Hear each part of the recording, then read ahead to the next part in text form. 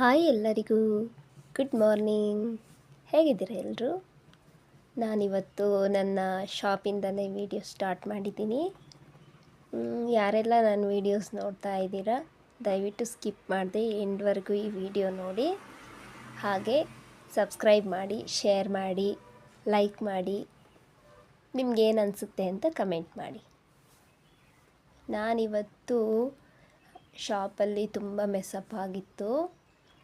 ಅಂದರೆ ಕಸ್ಟಮರ್ ಬಂದಾಗ ಎಲ್ಲ ತೆಗೆದು ಹಾಕಿಬಿಡ್ತೀನಲ್ಲ, ಆಮೇಲೆ ಅವ್ರು ಹೋದ ತಕ್ಷಣ ಹಂಗೆ ಎತ್ತಿಟ್ಬಿಡ್ತೀನಿ. ನೀಟಾಗಿ ಜೋಡಿಸ್ಕೊಳಕ್ಕಾಗಲ್ಲ, ನಾನು ಸ್ಟಿಚ್ ಮಾಡ್ಕೊತಿರ್ತೀನಲ್ಲ, ನನಗೆ ನನ್ನ ಕೆಲಸ ಇರುತ್ತೆ ಅಂತ ಆಮೇಲೆ ಇಟ್ಕೊಳ್ಳೋಣ ಅಂತ ಹಂಗೆ ಎತ್ತಿಟ್ಬಿಟ್ಟಿರ್ತೀನಿ. ಅದು ತುಂಬ ಅಕ್ವರ್ಡಾಗಿ ಕಾಣಿಸ್ತಾ ಇತ್ತು.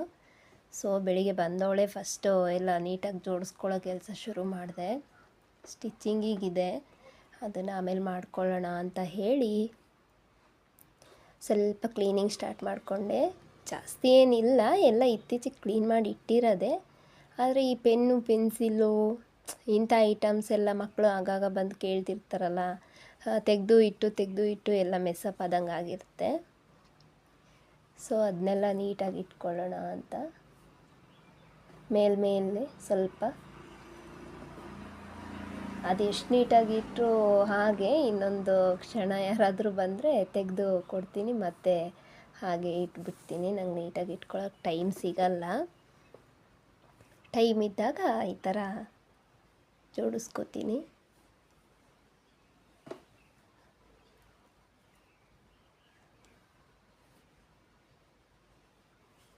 ಕ್ಲೀನಾಗಿ ನೀಟಾಗಿ ಜೋಡಿಸ್ಕೊಂಡಿಲ್ಲ ಅಂದರೆ ಏನೋ ಹೊರಗಡೆಯಿಂದ ನೀಟಾಗಿ ಕಾಣಿಸ್ತಿರಲ್ಲ. ಯಾಕಂದರೆ ಇದು ಆ ಕಡೆ ಗ್ಲಾಸ್ ಶೋಕೇಸ್ ಅಲ್ವ ಇದು. ನಾವು ಏನಿಟ್ಟರೂ ಆ ಕಡೆಗೆ ಶೋ ಆಗ್ತಿರುತ್ತೆ. ಸೊ ಹೇಗೇಗೋ ಇಟ್ಕೊಂಡ್ರೆ ಹೊರಗಡೆ ಕಸ್ಟಮರ್ಗೆ ಅದು ನೀಟಾಗಿ ಕಾಣಲ್ಲ. ಸೊ ಅದನ್ನ ನೀಟಾಗಿ ಆ ಕಡೆ ಪೋರ್ಷನ್ ನೀಟಾಗೇ ಇಟ್ಕೋಬೇಕಾಗುತ್ತೆ ನಾನು. ಹಾಗೆ ಗ್ಲಾಸ್ ಎಲ್ಲ ಒರೆಸ್ದೆ, ತುಂಬ ದಿನ ಆಗಿತ್ತು. ರೋಡ್ ಸೈಡ್ ಅಲ್ವಾ, ತುಂಬ ಡಸ್ಟ್ ಬಂದು ಕೂರುತ್ತೆ. ಸೊ ಎಲ್ಲ ಗ್ಲಾಸ್ನೂ ಕ್ಲೀನ್ ಮಾಡ್ಕೋಬೇಕು ಇವತ್ತು. ಕ್ಲೀನಿಂಗ್ ಶುರು ಮಾಡಿದರೆ ನನಗೆ ಸ್ಟಿಚ್ಚಿಂಗ್ ಕೆಲಸ ಮಾಡ್ಕೊಳಕ್ಕಾಗಲ್ಲ. ಸೊ ನಾನು ಸ್ಟಿಚ್ಚಿಂಗಿಗೆ ಜಾಸ್ತಿ ಗಮನ ಕೊಡ್ತೀನಲ್ವ, ಹಾಗಾಗಿ ಎಲ್ಲ ಅಲ್ಲಲ್ಲೇ ಇರುತ್ತೆ. ಎಲ್ಲ ನೀಟಾಗಿ ಇಟ್ಕೊಂಡು ಗ್ಲಾಸ್ ಎಲ್ಲ ಒರೆಸ್ಕೊಂಡು ಆಮೇಲೆ ಕೆಲಸ ಶುರು ಮಾಡೋಣ ಅಂತ.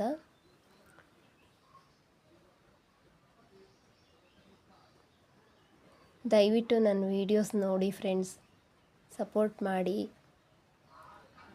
ಸಬ್ಸ್ಕ್ರೈಬ್ ಮಾಡ್ಕೊಳ್ಳಿ. ಯಾರೆಲ್ಲ ನೋಡ್ತಾ ಇದ್ದೀರಾ ಎಂಡ್ವರೆಗೂ ಸ್ಕಿಪ್ ಮಾಡದೆ ಈ ವಿಡಿಯೋ ನೋಡಿ. ಮನೆಯಿಂದನೇ ವ್ಲಾಗ್ ಸ್ಟಾರ್ಟ್ ಮಾಡಬೇಕು ಅಂತ ರೆಡಿ ಮಾಡಿದ್ದೆ, ಆದರೆ ಆಗಲಿಲ್ಲ. ಇವತ್ತು ಹೇಳೋದು ಸ್ವಲ್ಪ ಲೇಟ್ ಆಯಿತು. ನಿನ್ನೆ ಒಂದು ಫಂಕ್ಷನ್ ಇತ್ತು, ಫಂಕ್ಷನಿಗೆ ಹೋಗಿದ್ವಿ, ಅದೇ ಸುಸ್ತಿತ್ತು ನನಗೆ. ಫಂಕ್ಷನ್ನು ಆ ಥರ ಎಲ್ಲ ಅಟೆಂಡ್ ಮಾಡಿದ್ರೆ ತುಂಬ ಸುಸ್ತು, ನನಗೆ ಆಗೋದೇ ಇಲ್ಲ.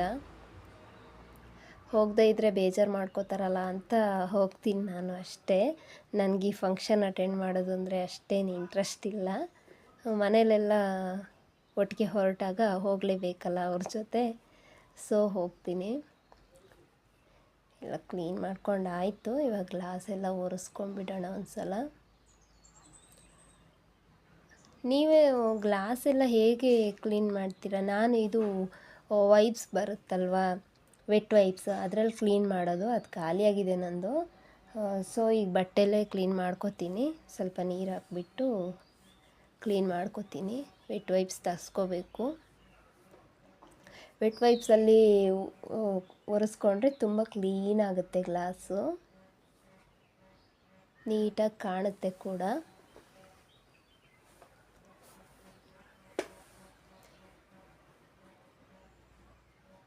ಇವತ್ತು ಸಂಜೆನೂ ಒಂದು ಮೆಹಂದಿ ಫಂಕ್ಷನ್ ಇದೆ, ಅಲ್ಲಿಗೆ ಹೋಗಬೇಕು. ಸೊ ಇವತ್ತು ಅಂಗಡಿಯಿಂದ ಸ್ವಲ್ಪ ಬೇಗನೆ ಹೋಗಬೇಕು. ರೆಡಿ ಆಗಬೇಕಲ್ವ, ನಾನು ರೆಡಿ ಆಗಬೇಕು, ನನ್ನ ಮಗನ ರೆಡಿ ಮಾಡಬೇಕು. ನನ್ನ ಮಗಂಗೆ ತುಂಬ ಇಷ್ಟ, ನನಗೆ ಅದರಲ್ಲೆಲ್ಲ ಇಂಟ್ರೆಸ್ಟ್ ಇಲ್ಲ. ಆದರೂ ನನ್ನ ಮಗನಿಗೆ ತಿರುಗಾಟ ಅಂದರೆ ತುಂಬ ಇಷ್ಟ. ಫಂಕ್ಷನ್ಸ್ಗೆಲ್ಲ ಹೋಗೋದು ಅಂದರೆ ತುಂಬ ಇಷ್ಟ. ಸ್ವಲ್ಪ ಹೇಳಿದ್ರೆ ಸಾಕು ಅದೇ ತಲೆ ತಿಂತಿರ್ತಾನೆ, ಯಾವಾಗ ಹೋಗೋದು ಮಮ್ಮಿ, ಯಾವಾಗ ಹೋಗೋದು ಮಮ್ಮಿ ಅಂತ. ಸೊ ಅವನಿಗೆ ತುಂಬ ಇಷ್ಟ ಆಗುತ್ತೆ. ನಾನು ಸ್ವಲ್ಪ ಅದರಲ್ಲೆಲ್ಲ ಹಿಂದೆ. ನೋಡಿ ಫ್ರೆಂಡ್ಸ್, ನನ್ನ ಪುಟ್ಟ ಕನಸಿನ ಅಂಗಡಿ ಇದು. ನಾನು ತುಂಬ ಕಷ್ಟಪಟ್ಟು ಮಾಡಿರೋ ಅಂಗಡಿ. ನನಗೆ ಮೊದಲಿಂದನೂ ನಾನು ವರ್ಕ್ ಮಾಡೋವಾಗ ನನಗೆ ತುಂಬ ಒಂದು ಆಸೆ ಇತ್ತು, ನಮ್ಮದೇ ಸ್ವಂತದ್ದೇನಾದರೂ ಮಾಡೋಣ ಅಂತ. ನಾನು ನನ್ನ ಫ್ರೆಂಡ್ಸ್ಗೆಲ್ಲ ತುಂಬ ಹೇಳ್ತಾ ಇದ್ದೆ, ಏನಾದರೂ ಮಾಡೋಣ ನಾವು ಅಂತ. ಆವಾಗ ನಮ್ಗೆ ಅಷ್ಟು ತಿಳುವಳಿಕೆ ಇರಲಿಲ್ಲ, ಮತ್ತು ಸಪೋರ್ಟ್ ಮಾಡೋರು ಯಾರು ಅಂದರೆ ನಮಗೆ ಸಪೋರ್ಟಿವ್ ಆಗಿ ಯಾರೂ ಇರಲಿಲ್ಲ, ಇಂಥದ್ದು ಮಾಡಿ ಅಂತ. ಬರೀ ನಾವು ಕೆಲಸ ಮಾಡಿದ್ದು, ದುಡ್ದಿದ್ದು ಅಷ್ಟೇ ಬಿಟ್ಟರೆ ಇನ್ನೇನು ಮಾಡಿಲ್ಲ ನಾನು. ಇದು ಮದುವೆ ಆದಮೇಲೆ ನಮ್ಮ ಮನೆಯವ್ರು ತುಂಬ ಸಪೋರ್ಟ್ ಮಾಡಿದರು ನನಗೆ. ನಾನು ಫಸ್ಟ್ ಟೈಮ್ ಶಾಪ್ ಹಾಕೋಣ ಅಂತ ಹೇಳಿದಾಗ ಫಸ್ಟಿಗೆ ಬೇಡ ಅಂತ ಹೇಳಿದರು. ಆಮೇಲೆ ನಾನು ಅವರಿಗೆ ಹೇಳಿದೆ, ಇಲ್ಲ ಏನಾದರೂ ಪರವಾಗಿಲ್ಲ, ಲಾಭನೋ ನಷ್ಟನೋ ಅದು ಆಮೇಲೆ ನೋಡ್ಕೊಳ್ಳೋಣ, ಫಸ್ಟು ಒಂದು ಶಾಪ್ ಓಪನ್ ಮಾಡೋಣ ಅಂತ ತುಂಬ ಹಠ ಮಾಡಿ ಮತ್ತು ಈ ಶಾಪ್ ಓಪನ್ ಮಾಡಿದ್ದು. ತುಂಬ ಇಷ್ಟಪಟ್ಟು ಮಾಡಿರೋ ಶಾಪ್ ಇದು. ನಾನು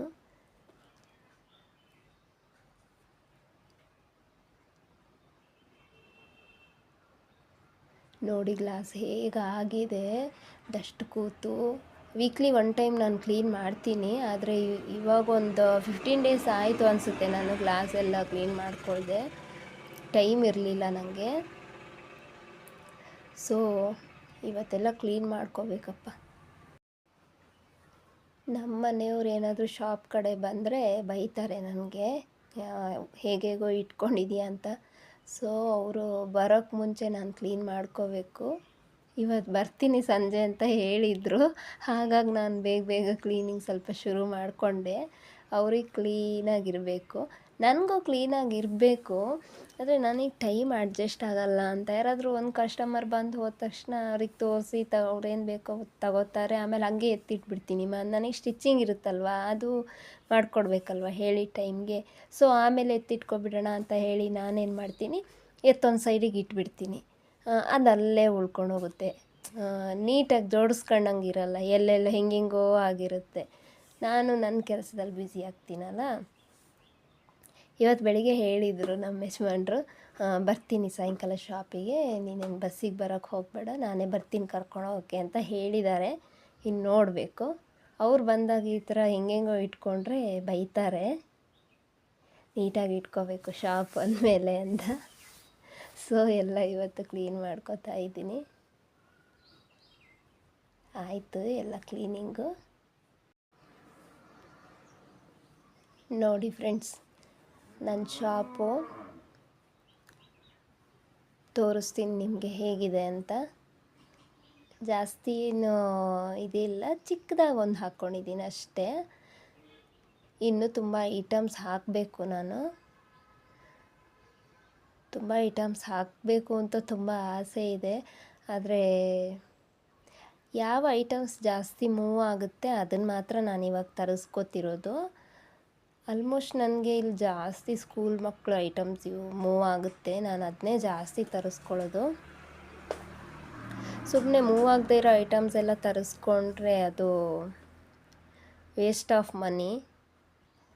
ಅದಕ್ಕೆ ನನಗೆ ಏನು ಬೇಕೋ, ಯಾವುದು ಜಾಸ್ತಿ ಇಲ್ಲಿ ಮೂವ್ ಆಗುತ್ತೆ ಅಂಥದ್ದು ಫ್ಯಾನ್ಸಿ ಐಟಮ್ಸ್, ಸ್ವಲ್ಪ ಕ್ಲಿಪ್ಸು, ಸ್ಟಿಕ್ಕರ್ಸು, ನೇಲ್ ಪಾಲಿಶು ಇಂಥವೆಲ್ಲ ಈ ಥರ ಗ್ಲಾಸಿಂದ ಇದರಲ್ಲಿ ಇಟ್ಬಿಟ್ರೆ ನೋಡಿ ಎಷ್ಟು ಚೆನ್ನಾಗಿ ಕಾಣುತ್ತಲ್ವ. ಇದನ್ನು ನೀಟಾಗಿ ಜೋಡಿಸ್ಕೋಬೇಕು ನಾನು ಇವಾಗ ಟೈಮ್ ಇಲ್ಲ ನನಗೆ. ಇವತ್ತೊಂದು ಬ್ಲೌಸ್ ಬೇರೆ ಕೊಡಲಿಕ್ಕುಂಟು.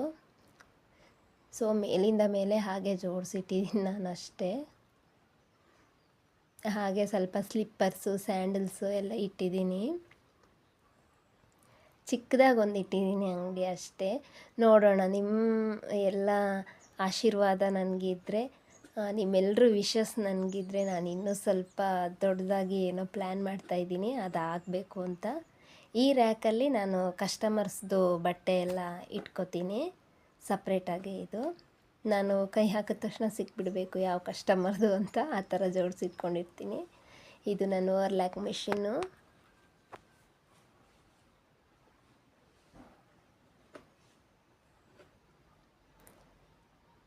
ಈ ಅಂಗಡಿ ಮಾಡೋಕ್ಕೆ ನಾನು ತುಂಬ ಅಂದರೆ ತುಂಬ ಕಷ್ಟಪಟ್ಟಿದ್ದೀನಿ.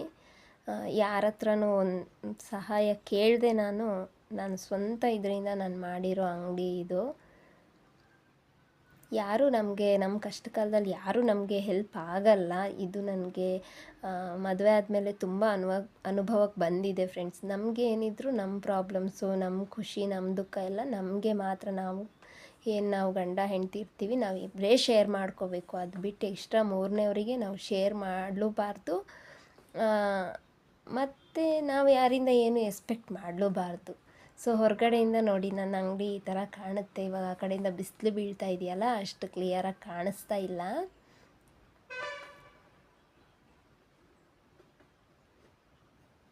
ಓಕೆ ಫ್ರೆಂಡ್ಸ್, ನಾನು ಇವತ್ತಿಂದ ಇಲ್ಲಿ ಕೆಲಸ ಎಲ್ಲ ಮುಗಿಸ್ಕೊಂಡು ಸಂಜೆ ಬೇಗ ಮನೆಗೆ ಹೋಗ್ತೀನಿ.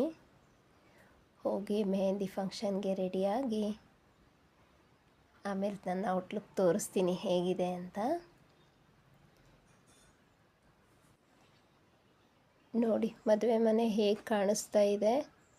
ಇವಾಗ ಹೋಗಬೇಕು. ನಾನು ನನ್ನ ಮಗ ರೆಡಿ ಆಗಿದ್ದೀವಿ. ನನ್ನ ಮಗ ಆವಾಗಲೇ ರೆಡಿ ಆಗಿಬಿಟ್ಟು ಕುಣಿತಾ ಇದ್ದಾನೆ. ಹೋಗ್ಬಿಟ್ಟು ನೋಡಿ ನನ್ನ ಮುದ್ದು ಮಗ ರೆಡಿ ಆಗಿಬಿಟ್ಟಿದ್ದಾನೆ. ದೇವರು ನನಗೆ ಅಂತ ಕೊಟ್ಟಿರೋ ಬಂಗಾರ ಇದು. ನನ್ನ ಲೈಫಲ್ಲಿ ಇದು ಬಂದಮೇಲೆ ನನಗೆ ತುಂಬ ಖುಷಿ. ನೋಡಿ ನನ್ನ ಔಟ್ಲುಕ್ ಹೀಗಿದೆ. ಸಿಂಪಲ್ಲಾಗಿ ರೆಡಿಯಾಗಿದ್ದೀನಿ ನಾನು ಯಾವಾಗಲೂ ಹೀಗೆ ಇಷ್ಟೇ ಸಿಂಪಲ್ಲು. ನನಗೆ ಜಾಸ್ತಿ ಆಡಂಬರ ಈ ಥರ ಎಲ್ಲ ಮಾಡೋಕ್ಕೂ ನಂಗೆ ಇಷ್ಟ ಆಗಲ್ಲ. ಸೊ ಸಿಂಪಲ್ಲಾಗಿ ಒಂದು ಸ್ಯಾರಿ ಹಾಕಿದ್ದೀನಿ, ನಂದೊಂದು ಕರಿಯ ಮಣಿ ಹಾಕ್ಕೊಂಡಿದ್ದೀನಿ. ನಾನು ನನ್ನ ಮಗ ಹೊರಟಿದ್ದೀವಿ. ನನ್ನ ಜೀವ ಇದು, ಜೀವ. ಓಕೆ ಫ್ರೆಂಡ್ಸ್, ನಾವು ಮೆಹಂದಿಗೆ ಹೋಗ್ತಾ ಇದ್ದೀವಿ. ಅಲ್ಲಿ ವಿಡಿಯೋ ಮಾಡೋಕ್ಕಾಗಲ್ಲ ನನಗೆ. ಸೊ ಓಕೆ ಫ್ರೆಂಡ್ಸ್, ಬಾಯ್. ಇವತ್ತಿನ ವ್ಲಾಗ್ ನಾನು ನೋಡಿ ಖುಷಿ ಆದರೆ ಸಬ್ಸ್ಕ್ರೈಬ್ ಮಾಡಿ, ಶೇರ್ ಮಾಡಿ, ಲೈಕ್ ಮಾಡಿ. ಬಾಯ್.